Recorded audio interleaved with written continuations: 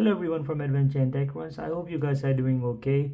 So today we'll be doing the comparison between the iPhone 16 Pro and the iPhone 14 Pro, and we'll find out like what are the differences in between these both phones. So before starting the video, I would just like to go through the specs of these phones so you would just understand how the devices feels like in terms of the specs. So if it comes on to the iPhone 16 Pro, so it comprises of the design wise and dimensions wise, it is 149.6 by 71.5 by 8.3 millimeter in thickness. And once we come on to the iPhone 14 Pro, so it's 147.5 by 71.5 into 7.9 millimeter in thickness, which is thinner than the iPhone 16 Pro. However, though, if we talk about the weight, so the iPhone 16 Pro is 199 grams. So, however, the iPhone 14 Pro is 206 grams, which is heavier. Primarily, I would think and assume like the weight savings on the iPhone 16 Pro is due to the titanium frame, and the iPhone 16 Pro, iPhone 14 Pro is comprising of the stainless steel frame.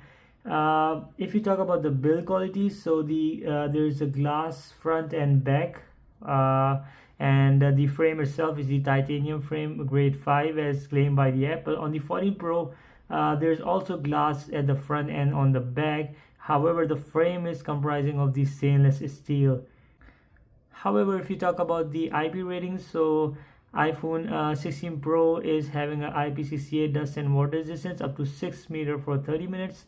And I suppose the Apple Pay. On the iPhone 14 Pro, we get the IPCC dust water resistance up to 6 meter for 30 meter, and it also supports the Apple Pay. So nothing have been changed in response to the IP rating of both phones. On the screen size, so on the iPhone 16 Pro, we get the LTPO Super Retina XDR OLED 120Hz HDR10 Dolby Vision 1000 nits with 2000 nits of peak brightness. On the iPhone 14 Pro, we get the LTPO Super Retina XDR OLED 120Hz HDR10 with Dolby Vision 1000 nits and 2000 nits of peak brightness. I assume like these are the same screens in terms of the looks like the same screen absolutely. However, the size on the iPhone 16 Pro is the 6.3 inches, and over here you get to see the 6.1 inches. So here you get to see the 90.1% screen to body ratio. On the iPhone 14 Pro, you get to see the 87% screen to body ratio, which means that the you're getting a bigger screen over here and slightly bigger body, you can say, than the iPhone 14 Pro. In terms of the resolution, so on the iPhone 14 Pro, you are getting a 1179 by 2556 pixels, 19.5:9 aspect ratio with 460 of pixel density. On the 16 Pro, you're getting 1206 by 2622 pixel, 19.5:9 aspect ratio with 460 pixel density. Apple have a love for the 460 ppi, not sure why. So they have the both phones have the 460 ppi. Both have the ceramic shield glass. However, the Apple claims like on the iPhone 16 Pro there is ceramic shield glass Gen 2024. So I'm not sure like what has been changed in that. Probably that's much more stronger scratch resistance. Both are upgradable to the 18.2 iOS. That's thanks to the Apple. And if we talk about the chip, so on the 16 Pro you get to see the new Apple A18 Pro 3nm chipset. On the iPhone 14 Pro you get to see the A16 Bionic 4nm chipset. So over here we get to see the hexa-core, which is 2 by 4.05 GHz plus 4 into 2.42 GHz. Over here you also get the hexa-core but 4 into 2.02 GHz average plus 4 into 2.02 GHz sawtooth. GPU wise, it is a great thing like here you are getting Apple GPU 5-core graphics. On the 16 Pro you're getting a 6-core graphics, which is upgrade of 1 core. So I would assume like this same GPU has been used in the regular 16 as well. For the memory option is same. It goes from 128 gigs to 256 to 512 to 1 terabyte on both. But the RAM over here on the 14 Pro you get to see the 6 GB, but on the 16 Pro you're getting 8 GB of RAM. Both are NVMe. If you talk about the camera module, so both have the triple camera setup over here on the back. Here you get to see the 48 megapixel wide, 12 megapixel periscope telephoto lens, and 48 megapixel ultra wide. On the 14 Pro you're getting a 48 megapixel wide, 12 megapixel telephoto, and 12 megapixel ultra wide. So here you're just getting a 48 megapixel ultra wide upgrade, which is a good thing. Both have the dual LED flash over here for the camera video capabilities. So here on the iPhone 16 Pro you get to see the 4K up to 120 FPS, and over here on the 14 Pro you get to see the 4K up to 60 FPS, which is obviously the iPhone 16 Pro have edge on the 14 Pro. Is 2 years newer than the 14 Pro, and both have the 10-bit HDR Dolby Vision, so both suppose that, and both suppose HDR up to 60 FPS. Both have the ProRes. However, the iPhone 16 have the 3D spatial video, audio, and stereo sound recording, and stereo sound recording you're also getting on the iPhone 14 Pro. If you talk about the front camera, so both are 12 megapixel wide camera, and both supports 4K up to 60 FPS. So I would assume these are the same cameras. If you talk about the battery, so over here you're getting a bigger battery, which is 3582 mAh. Here you're getting a 3200 mAh battery. So yeah, so you're just getting a bigger battery on this one. And once we talk about the colors, so this is the newest color that of that time that was launched on the iPhone 14 Pro, and this was a really beautiful color. Like in some circumstances it looks like black, in some it looks like a dark purple. It was a really lovely color that Apple launched on this phone, and it's one of the favorite that I got. On here, this was launched on the iPhone 15 Pro and then carried forward the same color to the 16 Pro as well. And I haven't got the 16, I haven't used the 15 Pro, but this was my favorite color amongst all, besides the white color. So yeah, if we talk about the design language of these both phones, so like while looking at the back, these looks pretty similar. Like if I have the titanium gray over here, so you won't be able to find any sort of difference in these both phones. Like the design language, everything feels pretty same. I can feel like the iPhone 16 Pro feels pretty much lighter than the iPhone 14 Pro, which is obvious because of the titanium frame, but it's not that much of a difference that you want to upgrade from 14 Pro to the 16 Pro, as this phone is still really holding well. So yeah, the triple setup is pretty much same if you just have a first glance look on these phones. And if we come onto the side, so here where the difference comes into, like you're seeing here, like on the 14 Pro there's something missing from over here, which is this is new camera button. And I'm really inclined towards this matte finish on the iPhone 16 Pro rather than this shiny finish that we get to see on the 14 Pro. But it all depends upon the preference, and it just varies from person to person. The shiny feel over on the 14 Pro is pretty unique, and it looks kind of a premium, and this matte finish is like kind of looks in a premium in a different way. It's very subtle, and I prefer the feel of this the matte finish than this classic shiny feel. Yeah, if you talk about the buttons, so the presses are pretty different, probably because the button over here is of titanium, and over here you are getting the stainless steel. The button is missing over here. It is a new thing over here.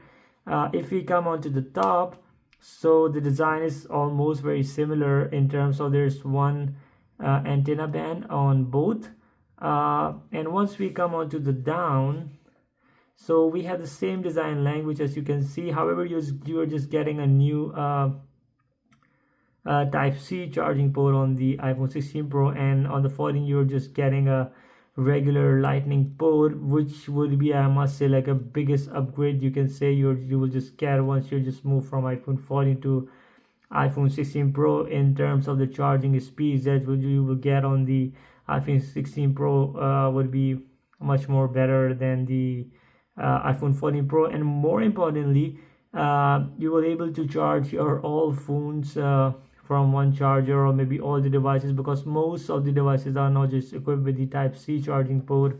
So on the back, on the downside, you can see like there's both are having the same placement, like the mic over here, then we have the charging port, and then we have the speaker over here. Both of these devices are comprising of the stereo speakers, and both have really nice speakers.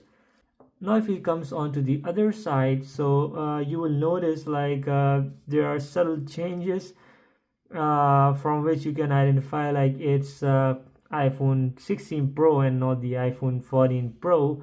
So the first thing you will notice, the action button. So before it was called the mute button, and now it has been called as an action button. I prefer this one better than on this one. So basically, like you can say, like there are advantages and disadvantages of both. So for this one, you have to just most of the time you have to lift your phone to just silence your phone, or just make it unsilent. And if you're just over here, so you just have to press the button. However, the disadvantage of this button on the iPhone 16 Pro is that sometimes once you're just increasing or reducing the volume, so you just accidentally might press this one, because from here you can feel it like there's something which is different than a normal button, but here you just exactly feels like it's a volume up or down. So you have to just rub your finger through to just identify through your muscle memory like which one is the volume up and down, and which one is the action button. So I believe I really adore this button as well. But yeah, with this action button you're just getting the multiple options to align different apps with it. You might want to just open a torch by clicking on it, or you can just align different things with this action button. So yeah, it depends upon the preference. Over here you get to see the SIM card tray, which is just a single SIM card tray you are getting. Apple has never been like a dual physical SIM card tray maker. So yeah, you're just getting eSIM on both and the one physical SIM over here. So design wise, these phones are pretty similar on the front as well. You can see that the let me unlock these phones. So the first thing you will notice, obviously the bezels on the iPhone 16 Pro are much more flushed into the frame, and the screen is big over here. The bezels on the iPhone 14 Pro are a little bit thicker, or you can say much more thicker than the iPhone 16 Pro. But by the initial looks, I don't feel any kind of like the bezels are so much bigger on the iPhone 14 Pro, like to the point that it just annoys you. However, the Face ID island could be just made a little bit smaller. But yeah, it's almost the same size. Even after 2 years, Apple should work on these things. Like these are huge islands, like they take chunk of the screen. So even like if I consider this one, so it's not actually 6.1 inches, I would just consider 6.3 inches this one. You have to just take out this part out of the screen, because that's taking lots of space. I would just consider my screen to be below this part, like, because after this part, if you're just watching a video and it has a aspect ratio above this part, so like yeah, you will feel annoyed while watching the video, because this looks pretty bad in terms of like it's hard to ignore this. Probably a punch hole camera would be much more better option in these. And I'm not sure like if you see like exactly same island size on both phones, which is quite surprising for me. Like this could have been reduced. I mean, they should work something about this design of this phone. Like they're just carrying forward this one since a long time. I think the biggest innovation they did was in the iPhone 10, and after that it's almost similar. You can say after iPhone 11 it's almost similar kind of stuff. So yeah, the design language should be improved on this one, because this thing is quite annoying when you compare these phones with the competitors. However, these are like one of the bestest phones you can still get into the market. Now, I would just compare the I have the 16, I have the regular 16 as well. So the bezels on the 14, you might want to compare it with the iPhone 16, probably, I would say. Yeah, it's almost the same size. You'll get it on the 14 Pro as the on the 16, regular 16. And yeah, it's a little bit thinner than the regular 16, but it's almost kind of look like same. So yeah, just this one is for the comparison. We'll be just making comparison video between the iPhone 16 and the 14 Pro. So just to put into aspect that if you want to just upgrade from 14 Pro to 16, regular 16. So coming back to the most important question of the day, is it worth it to upgrade from 14 Pro to 16 Pro? Or if you're just having a 14 Pro and you're looking forward to upgrade to 16 Pro, so is it worth it? So it's hard to just justify this question in terms of, obviously there has been improvement in this phone, it is faster.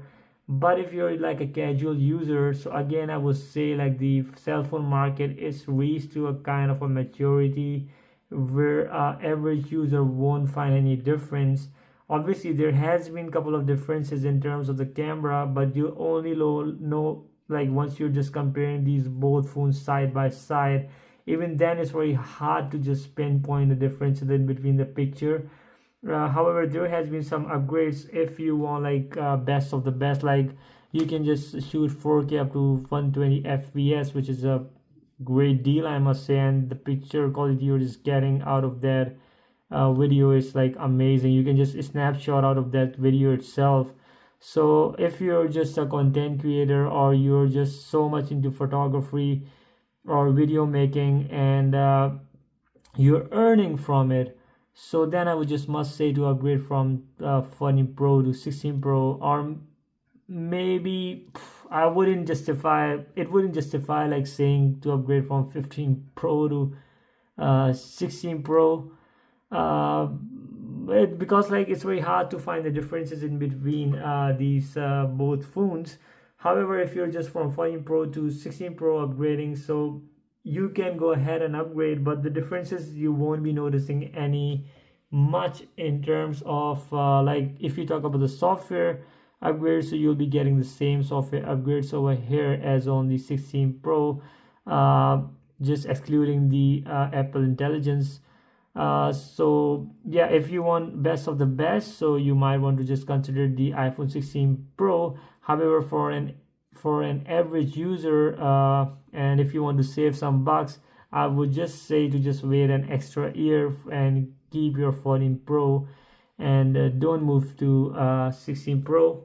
Instead, just wait for the iPhone 17, and that would be a fair choice, unless you are just a, I would again say like a technological geek kind of a person. So only then you might want to just upgrade from 14 Pro to 16 Pro. However, for a casual user, I must say like phones are not meant to be upgraded each year, because now the upgrades that you are getting each year, whether it's Android phone or it's iOS, or you can say Apple, so the each year upgrades are quite incremental, like in a very small increments you're just getting. However, don't you think like Apple will be able to make this phone as iPhone 14 Pro? They could have made, but they have to just increase or just add each year small things to launch a new phone. And I don't assume that they would just make the phone each year to be upgradable. So yeah, so it's my perspective. Like phones are not meant to be upgraded each year, and you can might just want to save your money, and maybe every 3 years would be justifiable if there's like some major changes. So yeah, that's what I think about, like from an average consumer point of view. So yeah, that's all for now. If you guys have any questions, so you can just let me know down in the comments, and I will just try to answer those questions. And please like, share, and subscribe. That will be helpful for the channel. And thank you for watching again. Have a good day. Bye.